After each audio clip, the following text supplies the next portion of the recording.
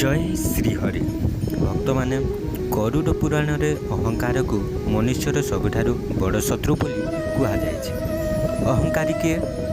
ଅହଙ୍କାରୀ ସେହି ବ୍ୟକ୍ତି ଯିଏ ନିଜର ଧନ, ଜ୍ଞାନ, ଶକ୍ତି, ସୌନ୍ଦର୍ଯ୍ୟ କିମ୍ବା ପଦବୀକୁ ନେଇ ଗର୍ବ କରେ ଏବଂ ଅନ୍ୟମାନଙ୍କୁ ନିଜଠାରୁ ଛୋଟ ବୋଲି ଭାବେ।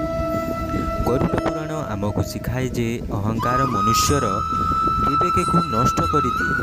ଯେତେବେଳେ ମନୁଷ୍ୟ ଅହଙ୍କାରରେ ଭରିଯାଏ, ସେ ଭୁଲିଯାଏ ଯେ ତାଙ୍କ ପାଖରେ ଯାହା କିଛି ଅଛି ସବୁ ଭଗବାନଙ୍କ କୃପାର ଫଳ। ଅହଙ୍କାରୀ ବ୍ୟକ୍ତି ସବୁବେଳେ ନିଜର ପ୍ରଶଂସା ଶୁଣିବାକୁ ଚାହେଁ। ସେ ଅନ୍ୟର ସଫଳତା ଦେଖି ଖୁସି ହୁଏ ନାହିଁ, ବରଂ ଈର୍ଷା କରେ। ଗରୁଡ଼ ପୁରାଣ କହେ ଯେ ଅହଙ୍କାର ହେଉଛି ପତନର ପ୍ରଥମ ସିଡ଼ି।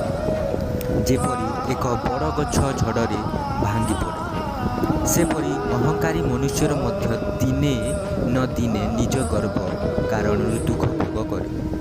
ଭଗବାନ ବିଷ୍ଣୁଙ୍କ ଗରୁଡ଼ଙ୍କୁ କହିଛନ୍ତି ଯେ ଯେଉଁ ମନୁଷ୍ୟ ଅହଙ୍କାର ତ୍ୟାଗ କରି ନମ୍ରତା ଅପନାଏ, ସେହି ମନୁଷ୍ୟ ପ୍ରକୃତ ଜ୍ଞାନୀ ଅଟେ।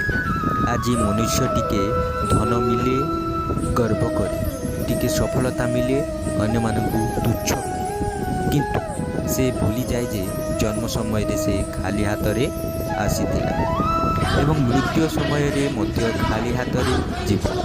ଗରୁଡ଼ ପୁରାଣରେ ସନ୍ଦେଶ ସ୍ପଷ୍ଟ। ଧନର ଗର୍ବ କର ନାହିଁ, କାରଣ ଧନ ସ୍ଥାୟୀ ନୁହେଁ। ସୌନ୍ଦର୍ଯ୍ୟର ଗର୍ବ କର ନାହିଁ, କାରଣ ଶରୀରର ନଶ୍ୱର। ଶକ୍ତିର ଗର୍ବ କର ନାହିଁ, କାରଣ ସମୟ ସବୁକିଛି ବଦଳାଇ ଦିଏ।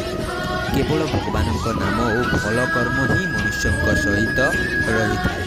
ସେଥିପାଇଁ ଭକ୍ତଜନମାନେ ଯଦି ଜୀବନରେ ଶାନ୍ତି ଚାହୁଁଛନ୍ତି, ତେବେ ନମ୍ରତାକୁ ଅପନାନ୍ତୁ, ଅନ୍ୟମାନଙ୍କୁ ସମ୍ମାନ ଦିଅନ୍ତୁ ଏବଂ ସବୁବେଳେ ମନେ ରଖନ୍ତୁ, ଅହଙ୍କାର ମନୁଷ୍ୟଙ୍କୁ ଭଗବାନଙ୍କ ଠାରୁ ଦୂର କରେ, ଆଉ ନମ୍ରତା ଭଗବାନଙ୍କ ନିଜ ନିକଟକୁ ନେଇଯାଏ।